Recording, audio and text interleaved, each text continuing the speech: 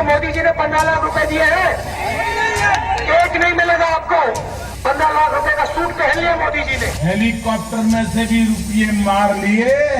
और ये हम नहीं कह रहे, इटाली की कोर्ट कह रही है, इटाली की court. Yes, I was born in Italy. मेरा रिश्तेदार इटली में रहता है, नहीं रहता है ना?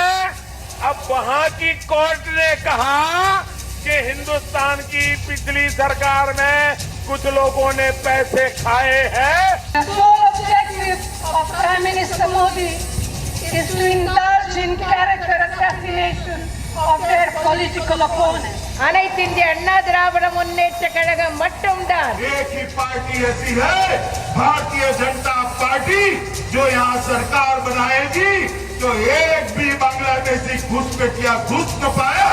তৃণমূল কংগ্রেসই বাংলায় তৃণমূল কংগ্রেসের বিকল্প আর কোনো বিকল্প নেই।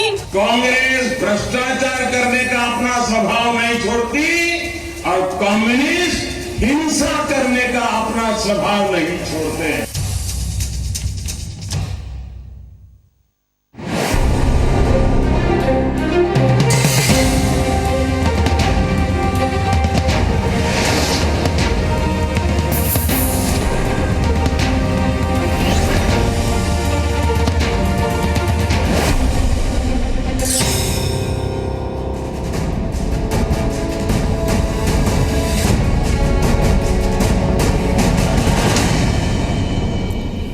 नमस्कार, शाम के 5 बज चुके हैं। वक्त है ताल ठोक के बहस करने का। और आज ताल ठोक के हम आपको महा एग्जिट पोल दिखाने वाले हैं। जी हाँ, मैराथन पारी होगी, जैसे मैराथन चुनाव हो। 4 अप्रैल से 16 मई 2 महीने से ज्यादा लंबे तक पोल सीजन का पर्दा आज गिर गया। 5 राज्यों के विधानसभा चुनाव के आखिरी चरण के बाद अब नतीजों का इंतजार शुरू होगा। लेकिन 19 मई को नतीजे आने के पहले आज हम आपके लिए महा एग्जिट पोल लेकर हाजिर हैं। अब से लेकर रात 9 बजे तक नतीजों की संभावनाओं और उनके विश्लेषण का नॉनस्टॉप कवरेज आपके लिए हम करेंगे। आपको हर एक राज्य की सही सियासी तस्वीर, निष्पक्ष विश्लेषण और पूरे आंकड़ों के साथ चुनाव का हर पहलू हम दिखाएंगे। 5 राज्यों का चुनावी विश्लेषण करने के लिए हमारे साथ खास मेहमानों का एक बड़ा पैनल लगातार मौजूद रहेगा। हम बताएंगे कि ये नतीजे इन 5 राज्यों के साथ साथ पूरे देश के लिए क्या अहमियत रखते हैं। हम बताएंगे कि नतीजों के बाद देश की राजनीति में कैसे बदलाव की संभावनाएं हैं। और हम आपको बताएंगे कि ये नतीजे आपके लिए, भले ही आप इनमें किसी भी 5 में से एक राज्य में ना रहते हो, क्यों महत्वपूर्ण है। तो अब से हो जाइए तैयार।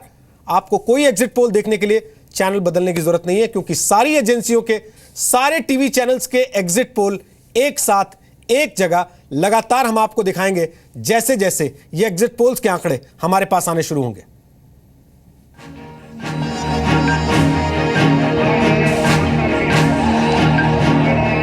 दो साल पहले देश में सत्ता के बदलाव का शंखनाद हुआ था। ये बदलाव व्यवस्था में बदलाव के नाम पर था। ये बदलाव एक नई शुरुआत की उम्मीद पर था। ये विजय, ये यश, ये मोदी के खाते में न डाला जाए, ये भाजपा के लाखों कार्यकर्ताओं के। उन वादों के पोस्टमार्टम का वक्त तो अभी दूर है, लेकिन 19 मई को आ रहे 5 राज्यों के नतीजों से एक संदेश जरूर देश की सियासत को जाएगा। पश्चिम बंगाल की 294 सीटों के नतीजे, तमिलनाडु की 234 सीटों के नतीजे, केरल की 140 सीटों का फैसला, असम की 126 सीटों का जनादेश और पुदुचेरी की 30 सीटों के नतीजे बताएंगे कि देश सत्ता को कहां खड़ा हुआ देखना चाहता है। एक बार कांग्रेस और मार्क्सिस्ट कम्युनिस्ट दोनों को घर भेजोगे, तब उनको समझ आएगा कि सरकार लोगों के लिए होती है। जब तक आप इन दोनों को बारी बारी से बिठाते रहोगे, वे कभी आपकी परवाह नहीं करेंगे। Kerala, as I have said many times before, is a shining example of our secular and progressive values. These values are these days under systematic attack from the BJP and RSS. इन राज्यों के नतीजे सरकार बनाने के नजरिए से BJP के लिए सिर्फ असम को छोड़कर कहीं खास मायने नहीं रखते, क्योंकि राजनीतिक विश्लेषकों के मुताबिक और पुराने नतीजों के आधार पर दूसरे 4 राज्यों में पार्टी का बड़ा जनाधार नहीं है। लेकिन ये नतीजे कांग्रेस और लेफ्ट की राजनीति की वापसी और ममता बनर्जी, जयललिता या करुणानिधि की राजनीतिक साख के मद्देनजर बड़ी अहमियत रखेंगे। अब तृणमूल कांग्रेसই বাংলায় তৃণমূল কংগ্রেসের বিকল্প আর কোনো বিকল্প নেই এবং বাংলার মাটি মনে রাখবেন আমাদের ন্যায্য পাওনার মাটি, আমার হিন্দু মুসলমানের মাটি, আমার শিখ খ্রিস্টানের মাটি। এ মাটি মাথা নিচু করে চলে না, এ মাটি অনৈতিক বোঝাপড়াকে মানে না। एक व्यक्ति को 15 लाख रुपए मिले बैंक अकाउंट में, कोई है यहाँ पे जिसको मोदी जी ने 15 लाख रुपए दिए हैं? एक नहीं मिलेगा आपको। 15 लाख रुपए का सूट पहन लिया मोदी जी ने। ये बात तो स्पष्ट है कि अगली सरकार बीजेपी की बनेगा। असम की जनताओं ने बीजेपी की पक्ष पर अपने मतदान दिया है। प्रधानमंत्री नरेंद्र मोदी ने पुदुचेरी को छोड़कर बाकी 4 राज्यों में 28 रैलियां की हैं।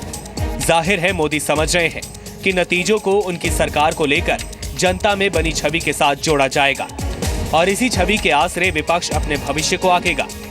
ममता, जयललिता जैसे क्षेत्रीय क्षत्रपों के राष्ट्रीय विकल्प बनने की किसी संभावना का रास्ता भी खोलेगा। तो आपको बता दें, ताल ठोक के आज बात करने के लिए हमारे साथ राजनीतिक पार्टियों के अलावा कई जाने माने पत्रकार भी मौजूद हैं, जो मौजूदा परिस्थिति का वोटिंग के बाद लोग जिस तरीके से अपनी बात रख रहे हैं उसका विश्लेषण करेंगे आपके लिए आसान तरीके से और आपको समझाएंगे कि इन 5 राज्यों के चुनाव क्यों महत्वपूर्ण हैं। लेकिन सबसे पहले आपसे परिचय करा दें चंद्र कुमार बोस का। वो बीजेपी के नेता हैं। इसके अलावा उनकी खास पहचान यह है कि नेताजी सुभाष चंद्र बोस के प्रपौत्र हैं। पश्चिम बंगाल की सीएम ममता बनर्जी के खिलाफ उम्मीदवार हैं। कुछ देर के लिए वो हमारे साथ इस चर्चा में शामिल हो रहे हैं। वैसे बीजेपी की तरफ से संबित पात्रा हमारे साथ इस चर्चा में पूरे समय रहेंगे, जो बीजेपी सेंट्रल कमेटी में ओडिशा को रिप्रेजेंट करते हैं, जाने माने सर्जन भी हैं। तृणमूल कांग्रेस से सोमनाथ सिंह रॉय हमारे साथ हैं, जो कि टीएमसी के समर्थक के तौर पर हमारे साथ हैं।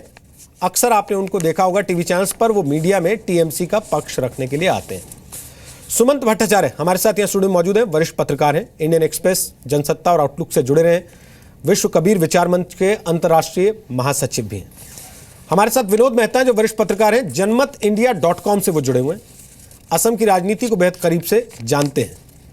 और संतोष जॉय हमारे साथ हैं, वो भी वरिष्ठ पत्रकार हैं, पीटीआई और एचटी मीडिया से जुड़े रहे हैं और कई राष्ट्रीय अंतर्राष्ट्रीय पत्रिकाओं में उनके कॉलम्स अक्सर आप पढ़ सकते हैं। स्वागत है आप सबका।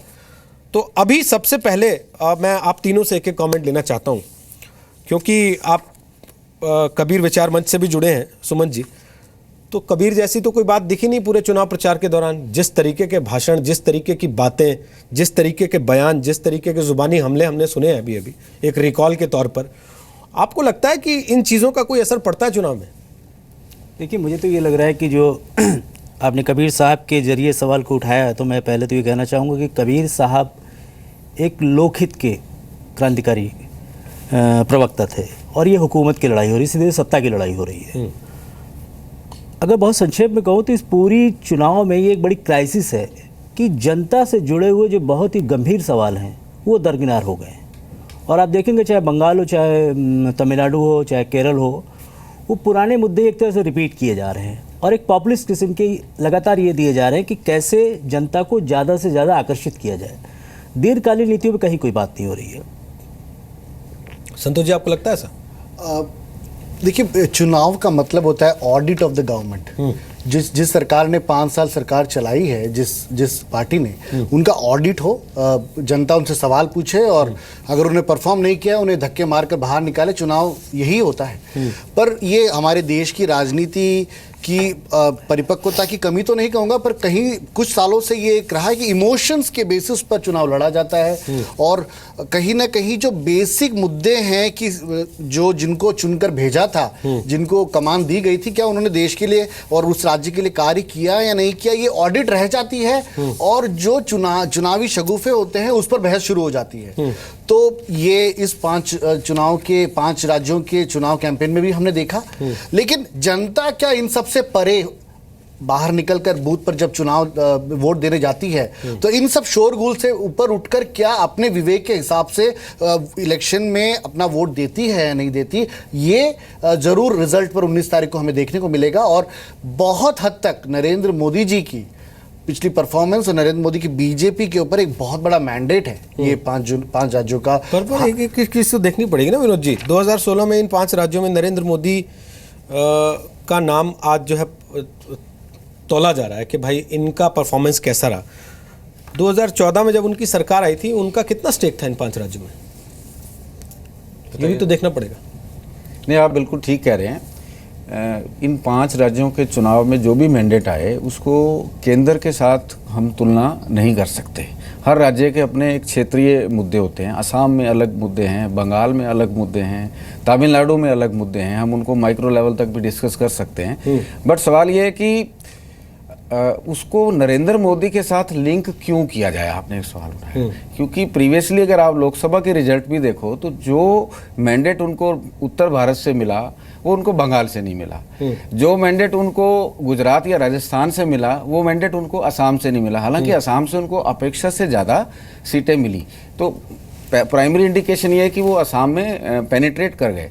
आपका सवाल था कि मुद्दे चुनाव में बिलो द बेल्ट हैं या मुद्दे अबव द बेल्ट हैं, मतलब मूल मुद्दे उठाए जा रहे हैं या नहीं उठाए जा रहे। तो कुल मिला के मैं इसको एक दूसरे तरीके से कहूँगा कि आम आदमी पार्टी की चर्चा क्यों होती है पंजाब में, क्योंकि लोग अब ट्रेडिशनल मुद्दे बीजेपी और कांग्रेस या अदर पार्टियां जो काफ़ी साल से इलेक्शन फ्रेम में है उनसे ट्रेडिशनल मुद्दों से अलग कुछ सुनना चाहते हैं। जहाँ पे ये दोनों अवेलेबल हैं तो लोगों के पास एक ही ऑप्शन है, या इनको चुने या उनको चुने। जहाँ कहीं तीसरा विकल्प उनको नजर आता है और वो अलग से बोल रहा है तो लोग उनको सुनना चाह रहे हैं पंजाब में। अदरवाइज आम आदमी पार्टी का कोई कास्ट इक्वेशन के हिसाब से देखिए तो कोई रिप्रेजेंटेशन नहीं है, कोई उनका वहाँ कार्डर बेस नहीं है। अचानक वो लोकसभा में 4 सीटें जीत के आ गए। अभी पंजाब में आम आदमी पार्टी की चर्चा हो रही है। तो इसका एक ही रीजन है कि लोग कुछ अलग सुनना चाहते हैं। लेकिन तो इस इक्वेशन का फायदा तो बीजेपी भी उठा सकती थी। इन 5 राज्यों में उनकी स्थिति बिल्कुल वही थी, वो उनके लिए नोवेल्टी फैक्टर हो सकते थे लोगों के लिए।